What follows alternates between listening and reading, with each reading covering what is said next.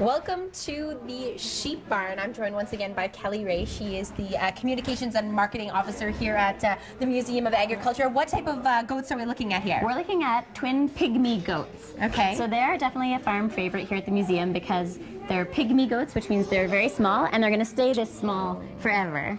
They are adorable. Yeah. I think you said that we had these two goats at the station last year, right? Last year. I think for Easter we brought them, and one of them got loose. So I was standing there, they were both on a leash, and then I looked down and my leash was empty, and I was like, where's my goat? It's lost at CTV. I think it ended up in our boss's office. Okay. Moving along. Now, these ones next to the pygmy goats are ones that are actually used to make mohair, right? Okay. That's right. So these are Angora goats. A lot of people think they're sheep because of their long curly hair. Yeah. But they're actually goats.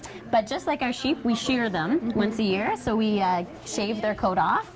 And it makes a really fine wool called mohair that people like to use for nice sweaters and that sort of thing. Soft. Yeah.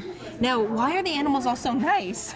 I think they're used to people. So here at the Agriculture Museum, they get a lot of visitors, a lot of people touching them. Yeah. So they come up and they're used to being scratched all the time. So. Okay. Now we've got a lot of people in here today. Hi, everyone.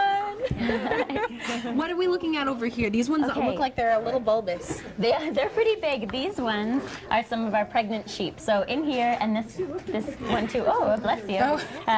Bless you. Too much hay up the nose. So these ones are going to have lambs this spring, and we time it so that we have some. We'll see some later. We've got some for March break. We'll also have lambs born at Easter, Mother's Day, sheep shearing weekend. Yeah. So these are expecting mothers. Okay. And then this is the big daddy over here, right? That's Jake. And Jake is the ram that is responsible for all of these pregnant mothers. Right. So we breed him with the different sheep here at the museum. Okay. And then in the springtime, his sheep are born. Okay, and Kelly, before we go, we have to take a look at the baby sheep. Sorry, guys. How old are these? These ones were born last Tuesday, so they're a week old, and they're twins. Oh, hello. Back away. So we're not allowed to touch them yet because they need to bond with their mother still. So she's very protective and she's letting us know that she's watching us. Right. But next week we'll be able to touch them and use them in programming so people can come and meet the lambs, and so that'll be a really great time at the museum. And you said that if the timing ever worked out right, that sometimes when you're here at the museum you can actually see the sheep give birth, right? Yeah, so if they give birth, you never know if it's going to be at night or during the day. So sometimes during the day she's in labor and people get to experience a live birth. Okay. Yeah. And before we go, what are you using the sheep for?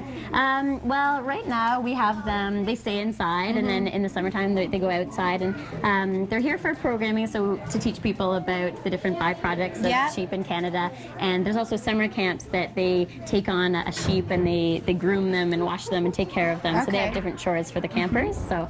And here in Canada, you said that they're primarily used for? Firstly for meat, then for their milk, and then for fibers.